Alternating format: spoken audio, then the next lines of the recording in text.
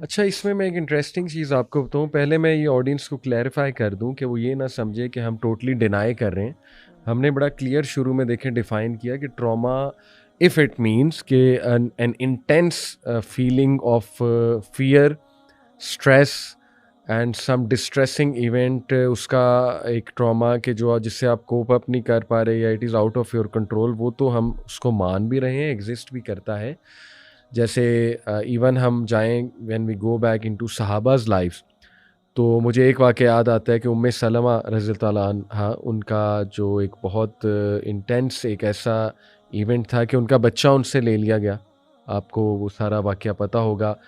اور ان کے شوہر سے بھی ان کو جدا کر دیا گیا, اور وہ based on a tribal warfare وہ ساری چیز تھی. اور وہ کس طرح 4 مہینے میں نے پڑھا کعبہ کے سامنے جا کے روتی تھیں, اور ان کے رونے کی آوازیں جو ہے وہ آتی تھی, لوگوں کو آتی تھی. پھر انہیں ترس آ گیا, انہوں نے پھر وہ سفارش کی اور ان کا بچہ واپس دلایا.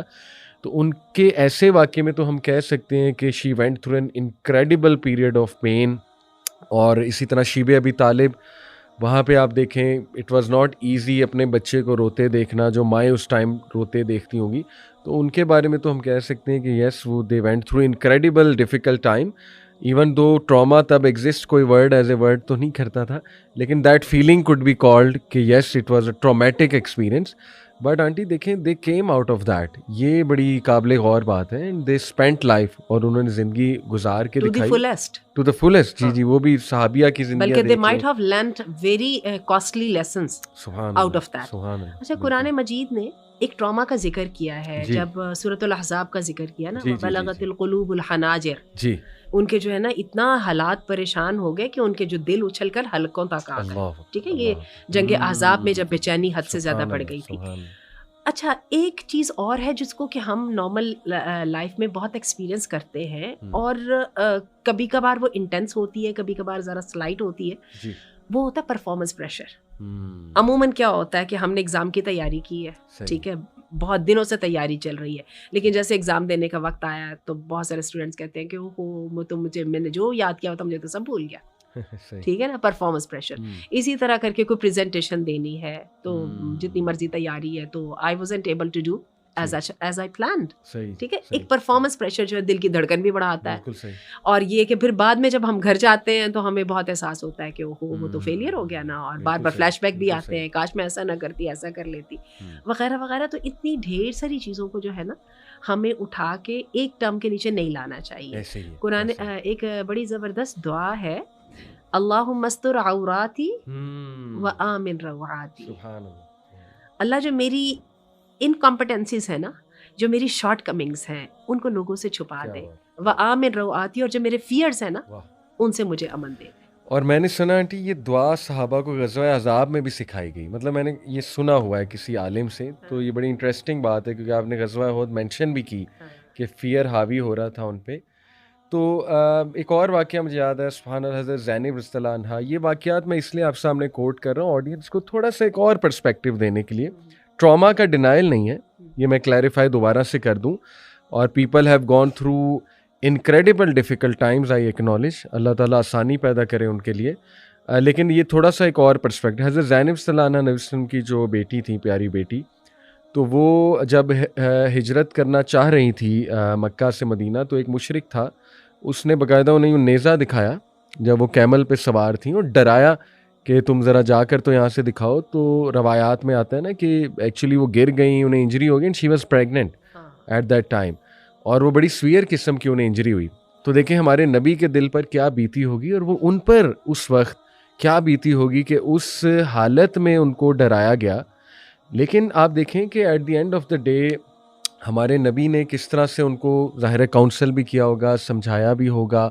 اور ظاہر ہے ہمارے نبی اسلم کی زندگی اگر دیکھیں, اور ان کی بیٹیوں نے کتنی مشکلات جھیلی, تو ڈیورسز بھی دیکھیں بیٹیوں نے, ظاہر ہے.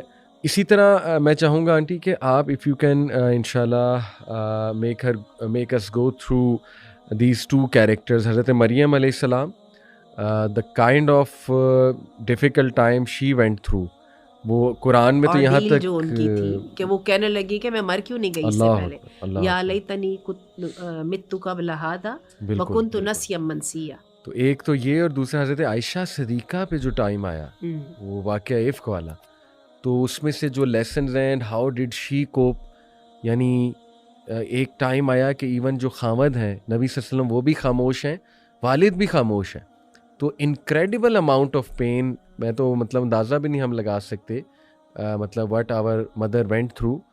تو اس ٹائم کیا کیا انہوں نے، ہاؤ ڈڈ شی کو. میں یہ چاہوں گا ان دو کریکٹرز پہ اگر آپ روشنی ڈال دیں بڑا فائدہ آڈینس کو شروع میں ہی ہو جائے گا انشاءاللہ.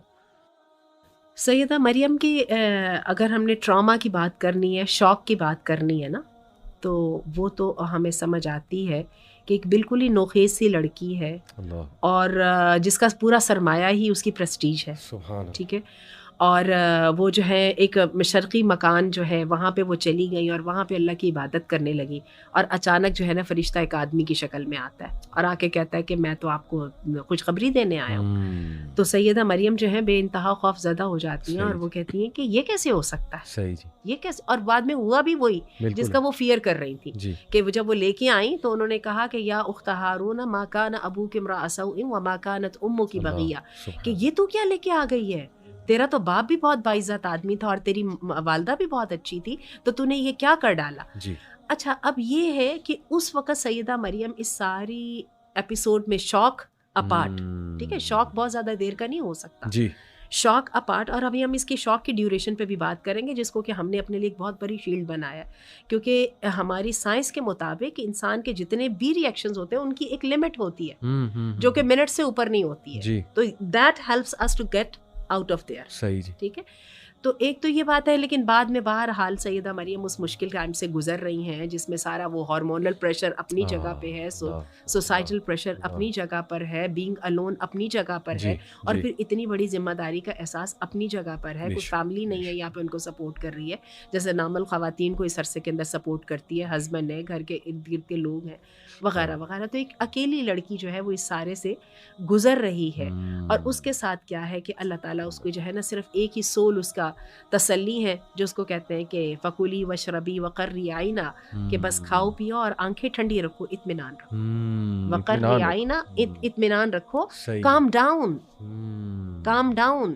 ساتھ ایک اور بھی ہدایت دے دی کہ جب آپ لوگوں کے سامنے جائیں تو ان کو جا کے کہتے ہیں کہ میں نے تو روزہ رکھ لیا ہے، اس بچے سے بات کر دو. فاشارت الیہ، ٹھیک ہے، کہ اس کی طرف انہوں نے اشارہ کیا. تو قالوا کیف نکلم من کان فی المہد صبیا، کہنے لگے یہ آپ کیا کہہ رہی ہیں، اس سے بات کریں ہم. قال انی عبد اللہ آتانی الکتاب وجعلنی نبیا.